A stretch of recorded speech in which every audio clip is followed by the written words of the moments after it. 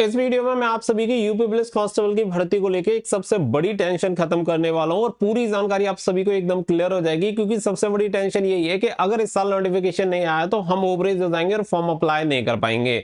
लेकिन यहाँ पे कुछ चीजें हैं जिनमें बदलाव हो सकता है और नोटिफिकेशन कब तक आएगा इसके बारे में पूरी जानकारी आपको मिल जाएगी। अगर आप इसका इंतजार कर रहे हैं तो वीडियो को लास्ट तक देख लेना। वीडियो पसंद आए तो वीडियो को कर देना लाइक और शेयर और चैनल को कर लेना सब्सक्राइब, ताकि फ्यूचर में आने वाली हर एक अपडेट का नोटिफिकेशन आपको सबसे पहले मिलता रहे। आगे बढ़ते हैं और पूरी जानकारी आप सभी को देते हैं। तो जैसा कि आप सभी को पता है कि भर्ती बोर्ड की तरफ से स्टार्टिंग वीक ऑफ दिसंबर में ही आप सभी को यह बता दिया गया था कि आपका जो नोटिफिकेशन होगा वो दिसंबर 2025 में रिलीज हो जाएगा। और इसकी आगे की जानकारी के लिए आप भर्ती बोर्ड की ऑफिशियल वेबसाइट पे विजिट करते रहें। यानी कि ये जो इंफॉर्मेशन है कि दिसंबर 2025 में आपका नोटिफिकेशन आना है, ये जनरली किसी के द्वारा नहीं दी गई है। और ये किसके द्वारा दी गई है? ये दी गई है भर्ती बोर्ड के द्वारा। और जब भर्ती बोर्ड ने ये कंफर्म किया है कि आपकी भर्ती 2025 दिसंबर में आने हैं, तो ये इंफॉर्मेशन कंफर्म है। लेकिन यहाँ पे सबसे बड़ी बात ये है कि अभी तक आपका यहाँ पे 27 दिसंबर हो चुका है और नोटिफिकेशन अभी तक रिलीज हुआ नहीं है। अगर अगले 4 दिन भी आपका नोटिफिकेशन रिलीज नहीं हुआ तो बहुत सारे कैंडिडेट ऐसे होंगे जो कि ओवरेज हो जाएंगे, क्योंकि भर्ती बोर्ड का ये नियम है कि जिस वर्ष आपकी भर्ती आएगी, जैसे 2025 में आपकी भर्ती आती है, तो इस वर्ष की 1 जुलाई से आपकी उम्र की गणना होगी, यानी कि 1 जुलाई 2025 से। लेकिन अगर ये नोटिफिकेशन आता है 1 जनवरी 2026 को, तो जो आपकी उम्र की गणना 1 जुलाई 2025 से हो रही थी, फिर आपकी जो उम्र की गणना होगी 1 जुलाई 2026 से होगी, क्योंकि यहाँ पे जो आपका नोटिफिकेशन का कैलेंडर है, ईयर है 2026 हो चुकी है। तो 1 जुलाई 2026 से ही 2026 से ही आपकी उम्र की गणना होगी। तो ऐसे में बहुत सारे कैंडिडेट ओवरेज हो जाएंगे। लेकिन मैं आपको बता दूं कि ये इंफॉर्मेशन एकदम कंफर्म है कि यहाँ पे जो आपकी उम्र की गणना है, यानी कि जो इस क्राइटेरिया में आता है 1 जुलाई 2025 के अकॉर्डिंग जिसकी भी एज लिमिट है, वो सभी कैंडिडेट फॉर्म अप्लाई कर पाएंगे। अब भले ही आपका जो नोटिफिकेशन है वो अगर 31 दिसंबर 2025 तक नहीं आता है और 2026 में आता है, तब भी कर पाएंगे। अब ऐसा मैं क्यों बोल रहा हूं, तो चलो ये भी मैं आप सभी को बता देता हूं। तो जैसे कि मैंने बताया कि देखो 31 दिसंबर तक आ जाता है, तो वो उम्र की जो गणना होगी वो कब से होगी? 1 जुलाई 2025 से, ठीक है। और अगर आपका 2026 में आया तो उम्र की गणना होगी 1 जुलाई 2026 से। अब मान के चलो कि यहाँ पे आपका नोटिफिकेशन रिलीज होता है 1 जनवरी को ही, 1 जनवरी को ये नोटिफिकेशन रिलीज कर देते हैं, तो यहाँ पे उम्र की जो गणना है 1 जुलाई 2026 से हो रही है। अब इसमें क्या है कि उन कैंडिडेट को फायदा हो जाएगा जो ओवर एज यानी अंडर एज थे।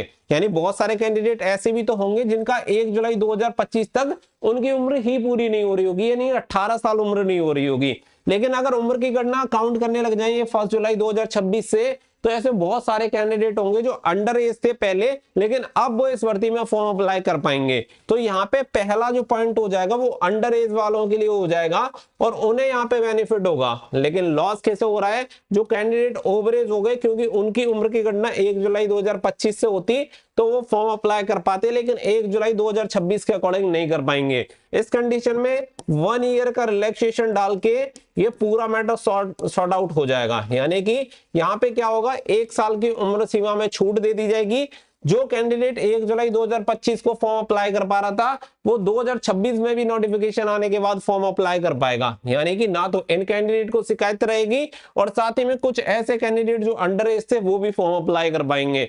तो इस पर भी विचार किया जा रहा है। तो अपने दिमाग से एक चीज बिल्कुल क्लियर निकाल लो कि आप ओवर एज हो जाएंगे। आपकी उम्र की गणना यानी 1 जुलाई 2025 को अगर आपकी उम्र न्यूनतम 18 साल है, ठीक है, न्यूनतम 18 साल है।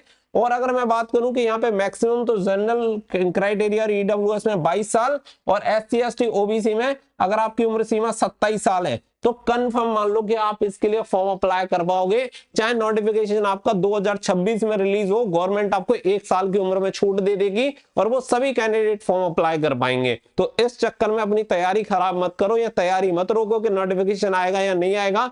नोटिफिकेशन भले ही अब 2026 में आ जाए, ये वाला टेंशन जो है वो दिमाग से निकाल लो कि ये कंफर्म है कि आप फॉर्म अप्लाई कर पाओगे 1 जुलाई 2025 के अकॉर्डिंग इस क्राइटेरिया है तब भी। अब यहाँ पे गवर्नमेंट इसी चीज में थोड़ा सा कंफ्यूज है और इसी में बहुत ही जल्दी 1-2 दिन में ही आपको नोटिफिकेशन हालांकि देखने के लिए मिल जाएगा।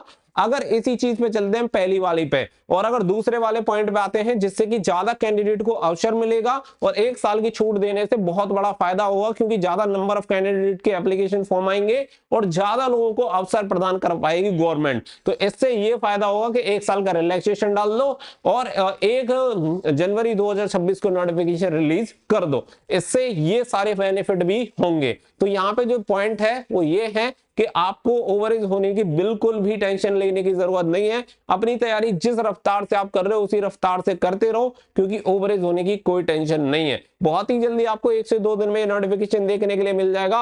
होपफुली कि आपको ये जो नोटिफिकेशन है वो मंडे को देखने के लिए मिल सकता है, या आज शाम को भी आपका नोटिफिकेशन रिलीज हो सकता है। तो बस इंतजार करिए और टेंशन फ्री रहिए, बस तैयारी करते रहिए, और इस भर्ती के संबंध में जो भी जानकारी होगी वो मिलती रहेगी। और जो चीजें मैंने बोली है गारंटी के साथ नहीं बोल रहा हूँ, क्योंकि गारंटी वर्ड ही खराब है, लेकिन आपको ये बहुत ही जल्दी आपके सामने देखने के लिए मिल जाएगा। तो आपको खुद से विश्वास हो जाएगा कि जो जानकारी दी गई है वो कितनी ऑथेंटिक है। मिलेंगे नेक्स्ट वीडियो में, फिलहाल के लिए बस इतना ही। So thank you for watching. जय हिंद, जय भारत।